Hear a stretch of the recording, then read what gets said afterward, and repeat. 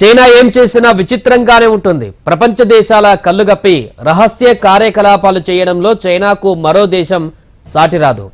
China ఏ పని చేసినా అది పూర్తయ్యేదాకా ఎవరికీ తెలియకుండా జాగ్రత్త పడటంలో డ్రాగన్ కంట్రీని మించిన దేశం లేదంటే అతిశయోక్తి కాదు.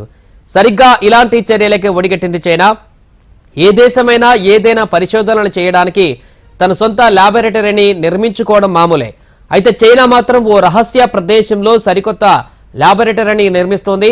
అది కూడా భూగర్భంలో నిర్మించడం పైన అనుమానాలు తలెత్తుతున్నాయి.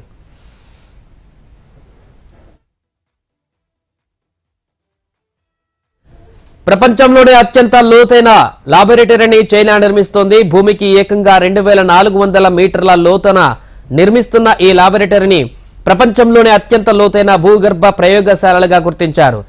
Deep underground and ultra low radiation background facility పేరుతో సింజోవా university, Yalong river hydro power development కంపెనీలు కలిసి 2020 డిసెంబర్ నుంచి ఈ ల్యాబొరేటరీ నిర్మాణాన్ని చేపట్టాయి.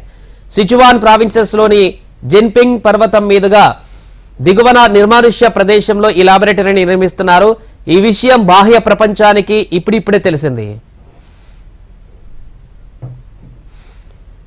ఏకంగా 120 ఒలింపిక్ స్విమ్మింగ్ పూల్స్ తో సమానమైన లోతులో నిర్మిస్తున్న ఈ ల్యాబొరేటరీని ఘన పరిమాణం 3,30,000 క్యూబిక్ మీటర్లు. చైనా నిర్మిస్తున్న ఈ ల్యాబొరేటరీ విస్తీర్ణం ఇటలీలోని గ్రాన్ సాసో నేషనల్ ల్యాబొరేటరీ కంటే పెద్దది.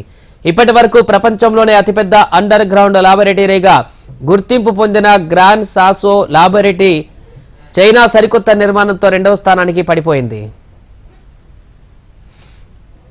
ఇంతకీ లోతైన భూగర్భ ప్రయోగశాలలో దేని గురించి అంత లోతైన పరిశోధనలు సాగిస్తారనుకున్నారా? ఇక్కడ కృష్ణ పదార్థం అంటే డార్క్ మేటర్ గురించి పరిశోధనలు సాగిస్తారట. అందువల్ల ఏమాత్రం సూర్యకిరణాలు సోకని రీతిలో రేడియేషన్ ప్రభావం తాకకుండా ల్యాబ్ నిర్మిస్తున్నట్లుగా సమాచారం.